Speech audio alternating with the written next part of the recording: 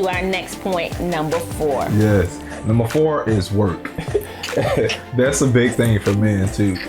Men, you have to work. That's what we were created to do. I believe that the word tells us to pull away from our family, our mom and our father, so we can work. We can become ourselves. Work really means becoming. You are becoming who you are.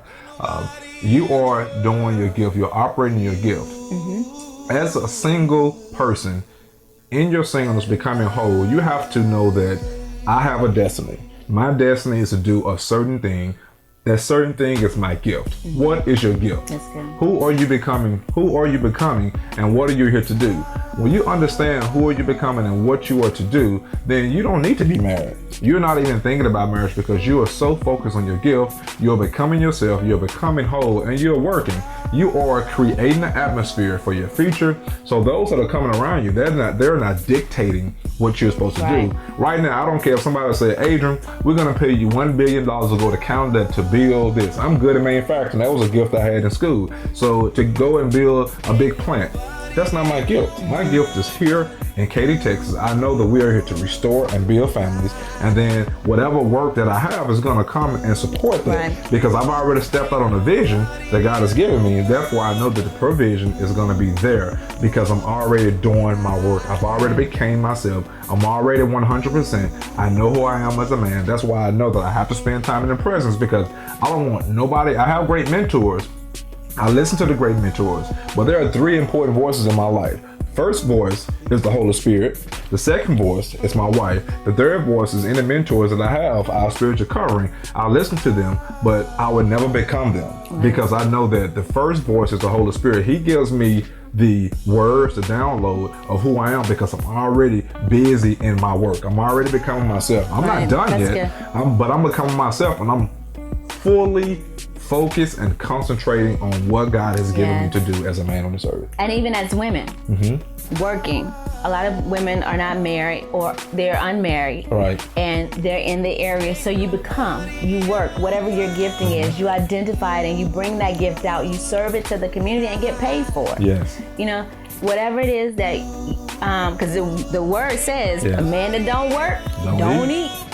You like to eat. And we like to eat. And man is the species, male and female. It's not just, and so when we're giving these points and we say man or man, if you're not married and you're, this applies to you too as a female. These things work for you just as well as men. So working means find that gift. If you're in customer service, or if you're a police officer, whatever your gift is, do it well, serve it, study that gift so you can become the best at it. Master your craft. Know who you are, work that thing so you become that thing. If you want to be a lawyer, you want to be a judge, you study, you work it, you have your case, and sometimes you don't become that thing until you've experienced that thing. So don't get so caught up in, well, I don't know if I can do this. I don't, I want this, but I don't know how it's going to happen. Sometimes it doesn't happen until you step out and do it. Work it. You work it and become it, and then you sit back and be like, oh man, I can't believe I did that. I can't believe this really happened. Why? Because you worked the system. You did. You worked it, which takes us to our next point. Well, before we go to the next point, I just want to cover one more thing. Working too as well, you are not meant to be broke. You're not meant to be broke. We are doing very well financially, and you should be doing the same exact thing too as well. Don't ever allow anybody to tell you that you should not be broke. The king is a king of plenty. The king has plenty, has riches. Therefore, he is a resource for us. So he doesn't mean for us to be on this earth and be broke. We're supposed to have the cars. We're supposed to have the houses. We're supposed to be leading our businesses. We are telling our businesses what they need. Not for you to be arrogant, but you to know who you are. You learn, like you said, sharpen your skills, sharpen your gifts, know who you are. Then you have the confidence. They should be paying you for whatever you're doing. So never take or put yourself on a low totem pole to think that you're supposed to be broke, or you're not supposed to have this. You're supposed to have great things. So to live well, because our king lives well. Our king lives well. Got diamonds and jewels all over the place. Don't take what the word says, seek ye first the kingdom, and then everything else is going to be drawn to you. Houses going to be drawn to you. Money going to be drawn to you. Cars going to be drawn to you. The material things will be drawn to you. But if you seek ye first the kingdom and his righteousness, then I don't, some people just say that with a grain of salt. I take seek ye first the kingdom as a great big word, and that's the reason why we're so successful. It's a priority. Now. It's a priority. Seeking the King first. It's like almost like air. Yes. Oxygen. You it's got just to like, have it.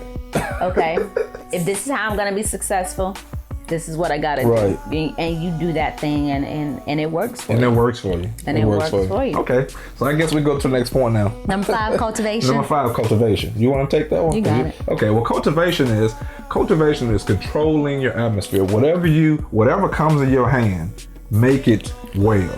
We can go back to the story of the talents. God has given us a certain amount of talents here on earth. Which is our gifts. What do you do with what you have? Right now, we stated earlier about your cars, about your houses, about your job. If somebody gives you a job, he don't want you to take that job and just give it back to him the same. Right. You take whatever you have and you multiply it. And I can say, for instance, for my family, God gave me a family. He gave me a wife. What you see here today, which is a great thing, she wasn't always like this. So I understood the principle of cultivating my wife. She wanted to be cultivated. Don't be. At first, I didn't want to be cultivated. But you want your wife to look good? Go and buy some clothes, make her look good. Buy some jewelry, buy whatever she needs, get her hair fixed, take her to the gym. You want to keep that Coke bottle shape?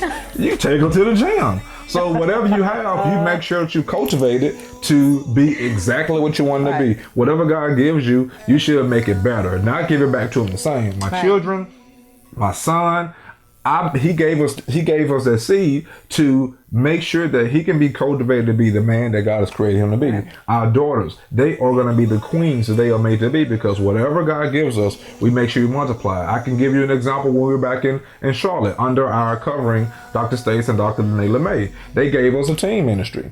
This generation, we took whatever they had small and we made it grow. We didn't take it just for example. They trusted us with something that precious to them. They gave us something that was precious to them and said, Adrian and Crystal, these are our teens, these are our next generation. Right. Do something with it. We took our teens and we motivated their mindsets and we grew them to where they can be successful in schools. They were successful in the surrounding area because we understood the principle of cultivating. As a single person, whatever you have, make sure you grow it. Your home, I don't care if it's a half a story house or whatever it is, you make sure that you cultivate it. You control your area. And also too, one big thing about cultivating is don't allow somebody from the outside to come in and mess up what you cultivated. Nobody is coming into my crib to mess up anything. I'm very careful of who I allow to come in our lives, because I know that what God has given me to cultivate, I've molded it according to his will. Nobody's going to mess it up. And even with that, in cultivate your relationships with individuals. Yes.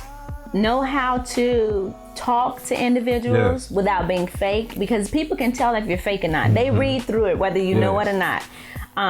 Learn how to be friendly. A lot of times you're like, well, I don't have relationships or don't have anyone to talk to, but you're not friendly. You are always mean or grumpy or always having a sad story and woe is me type of thing. And nobody want to talk to you. You're cultivating dead things. You're growing a disease of death is what it is. It's not life. Nothing around you is growing. So if nothing around you is growing, nobody wants to be around you. They want to be around life. They want to be around energy. Yes. They want to be around creativity. They want to be around fun and excitement. And if every time they're coming around you and it's like, you're always like, you're cultivating the old like dead. The Walking Dead zombie, a dead zombie. You're just walking around dead. You're alive, but you're dead. Yes. Cultivate that seed within inside you, waking yourself up and grow who you want to become. Have to. Clean up around your house, put some fresh flowers in, go pick flowers or something to cultivate that area, your job, make your work environment fun, make it a great place to be. Enjoy your job while you have it, your home, cultivate your home, make it meals. You cultivate. If you can't cook, Google, YouTube is my friend. Pinterest. What's her name? Google Lighter? I have no idea who you're talking about, who that is.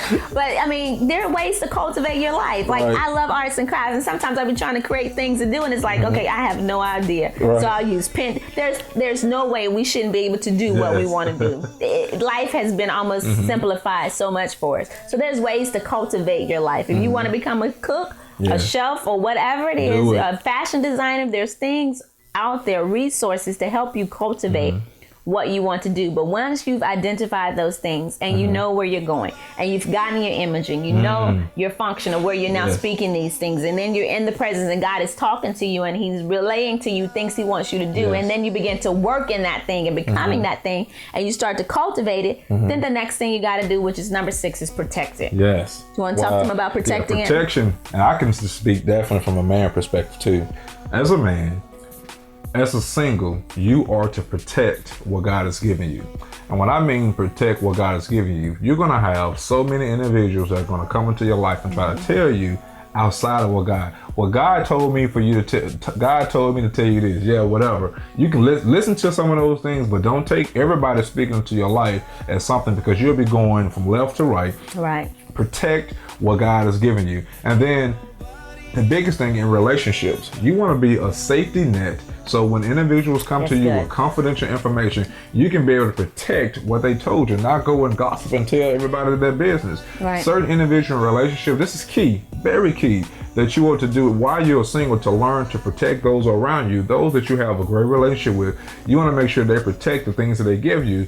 Sometimes people give you things in confidence because they trust you. Right. Be that trusted source. So what happens is when you get married, then you already proven, you've already worked who you are as a single being. So when you get married, you know that I can be trusted, that whatever you tell me, I'm gonna hold that with confidence. I'm gonna protect whatever you tell me. I'm not gonna relieve or uncover you. You usually use the word uncover. Uncover you. I'm not gonna uncover my man. I'm not gonna uncover my friend. I'm not gonna uncover somebody who I've grown a covenant with in any time and in a situation for no odd reason. So you have to protect your atmosphere. That's a part of cultivation too as well. I think those two go together because protection means you're not going to allow anybody to come in your life that's going to mess up what you've already cultivated and designed. That's very key, because you can have mama-in-laws, sister-in-laws, and all those individuals that come into your life once you are married. Then if you understand how to protect as a single person, when you get married, you're not going to allow anybody to come in to mess up what God has put together. The word of God says that